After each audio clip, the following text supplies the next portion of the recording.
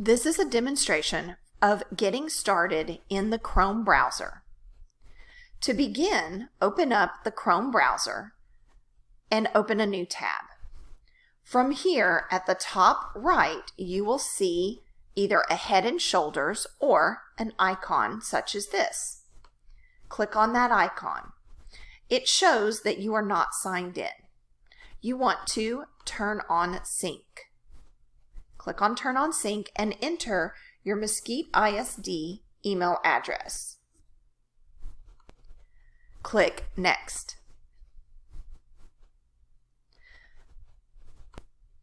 It will take a few minutes, but you will be routed to the Mesquite ISD portal to log in. Enter your username, which is simply the first part of your email address, not the entire thing, and your password. Then click Sign In. Click on the picture. If this is the first time you have logged into the portal, you will be asked to select a two-factor authentication image. If you have logged into the portal previously, simply go in and select that picture. You will then be asked to verify that this is you. Click Continue. You will then see a box asking to link your Chrome data to this account. You want to choose Link Data. For those of you that may be concerned, note that this note is basically telling you that you are signing in to a work account and that that work account is managed by the school district. This is all correct. You are in a work account, it is managed by the district, and you do want to access all of your materials. Click Link Data. Next, you will see a box asking if you want to turn on sync. You want to choose Yes, I'm in. This will sync all of your bookmarks, history, and other information that will be useful and helpful to you. In the future, when you get on additional devices, another computer, you'll want to first log in to the Chrome browser. This will allow you to manage and access all of your information. You can then easily remove yourself from that browser, which we will look at next.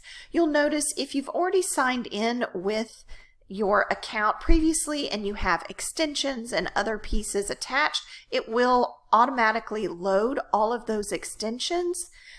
These are really just information pages. You can X out of each one of these pages to get back to your main page. Now, you may also have a personal Gmail account. You can also add that personal Gmail account and be able to switch in between the two accounts without merging or confusing your information between your personal and your work. That is often another concern of people, is they don't want anything they do personally to be connected to anything they do that is work related. And there is a very easy way to keep those separate. Click on that icon again at the top right of the page. You'll notice that you now see two icons for me. This one is my Google account. I can click on this picture, and this is the Google account connected to work. I can click on this picture and choose an image that I want to represent myself for my work account. You'll notice that you have the option to add another account here.